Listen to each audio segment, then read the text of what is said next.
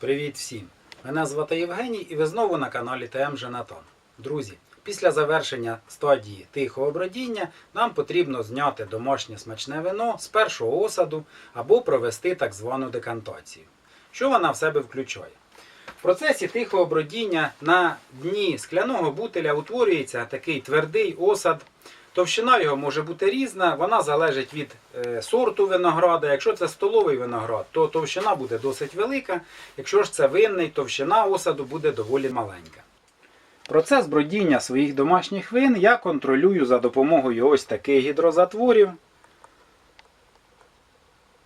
Як ви можете бачити, бульки вже не йдуть і вода трошки відкотилася назад, тобто до бутиля. Це означає, що процес бродіння завершився і вино можна знімати з першого осаду. Щоб обережно зняти вино з осаду, потрібно використовувати будь-яку трубку. В даному випадку я використовую ось таку трубку з пластиковим жорстким наконечником. І з її допомогою досить зручно знімати домашні вина з осаду. Скільки разів потрібно знімати домашнє вино з осаду в процесі його виготовлення? Я знімаю як мінімум 3 рази. Перший раз ми проводимо декантацію після завершення стадії тихого бродіння. Знімаємо з осаду, переливаємо вино в скляний, підготовлений, гарно вимитий і продезінфікований бутиль. І опускаємо в погріб і залишаємо його там на 1,5-2 місяці до наступної декантації. Тобто, якщо враховувати, що перший раз ми знімаємо червоне вино, в даному випадку це початок грудня, то наступний раз буде десь всередині або в кінці січня. А третій раз я буду знімати домашнє вино десь всередині березня або на початку квітня. Тільки після 3 декантацій червоне вино можна заливати в дубову діжку на подальшу витримку. І зараз я перелью домашнє вино у підготовлені скляні бутилі. Дані бутилі я гарно вимив, продезінфікував за допомогою розчину піросульфіту калію. Це такий білий кристалічний порошок. З його допомогою я промиваю і дезінфікую весь свій виноробський посуд. Для того, щоб приготувати даний розчин, я беру 2-літрову ось таку баклагу з чистої води і додаю на 2 літри десь приблизно чайну ложку піросульфіту калію. Гарно розколотивши даний розчин, я обробляю кожен бутиль і тільки потім переливаю в нього смачне домашнє вино.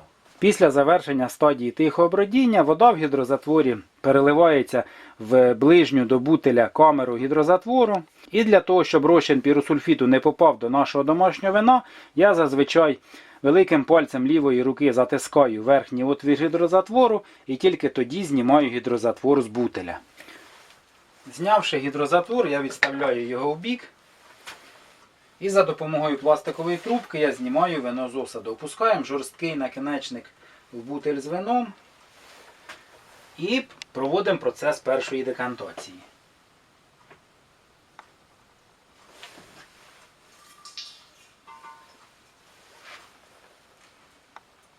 Жорстким наконечником досить зручно контролювати глибину занурювання трубки. Щоб не захватило осаду, опускаємо якомога ближче до осаду і переливаємо домашнє вино. Протилежний кінець трубки опускаємо якомога нижче, щоб домашнє вино не пінилось, не створювало бульок і вино менше окислювалось. Переливши вино з одного бутиля, знімаємо гідрозатвор з наступного і процес продовжується.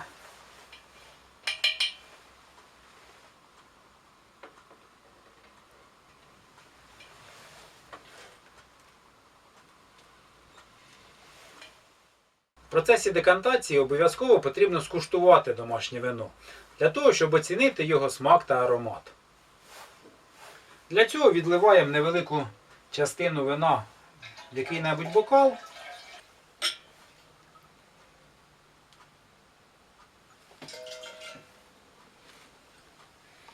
Як ви можете бачити, вино доволі прозоре. І зараз я розповім вам про його аромат та смак.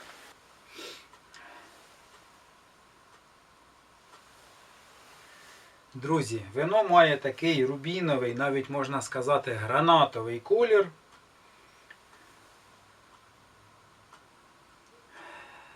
Відчувається аромат винограду. Це свідчить про те, що вино ще досить молоде.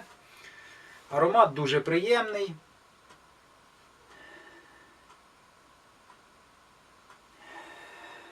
Спробуємо, що в мене вийшло на смак.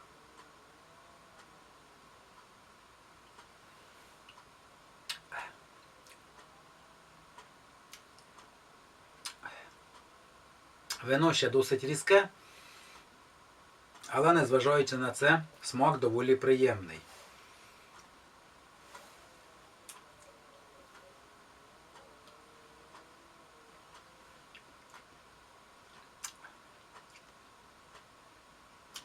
В цьому році я хочу зробити напівсухе вино, тобто з остаточним цукром.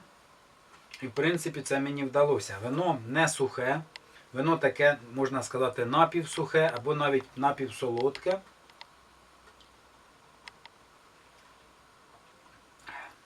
Приємне на смак.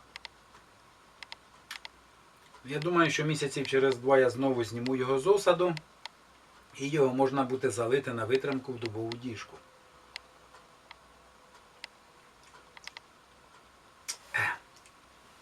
Доволі смачне, незважаючи на те, що вино ще досить молоде.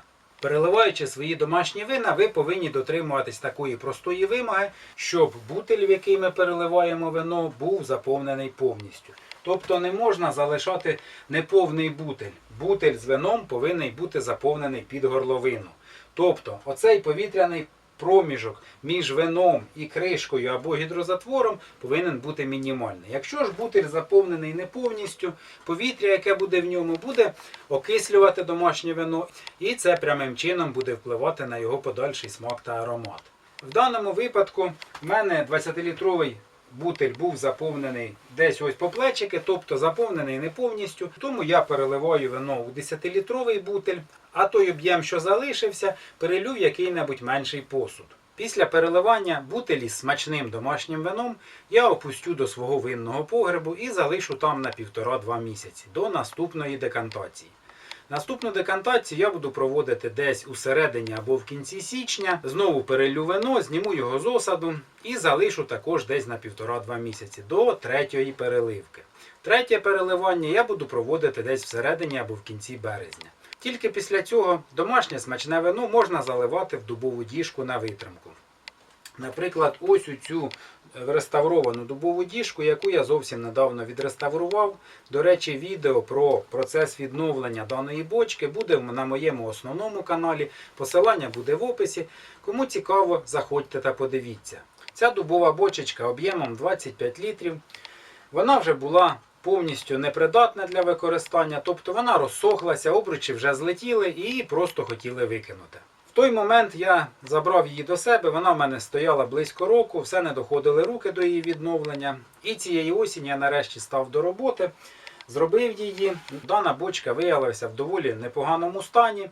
Деревина не трухла, вона доволі міцна. Я зняв внутрішній шар з кожної клепки, обробив її зверху, зробив нові обручі, трошки, так скажемо, підшаманив днище, обробив бджолиним воском. Залив її водою і напрочуд бочка навіть ніде не пропустила жодної краплі.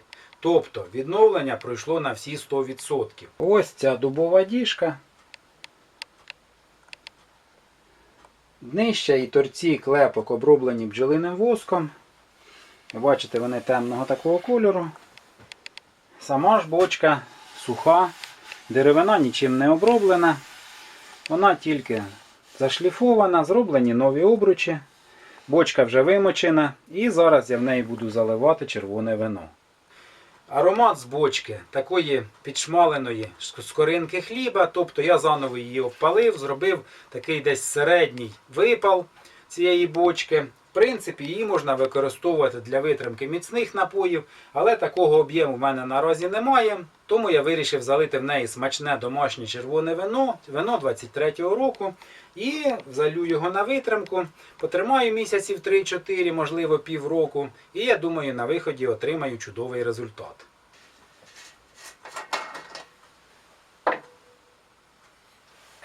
Чудовий аромат.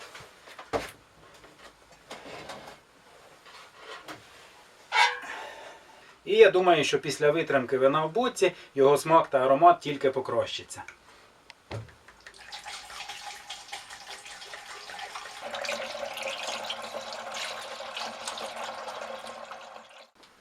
Друзі, так само як і бутилі, бочку потрібно повністю заповнювати домашнім вином.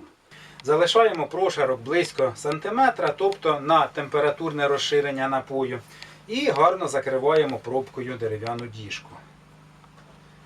Яким-небудь металевим або дерев'яним предметом застукуємо пробку.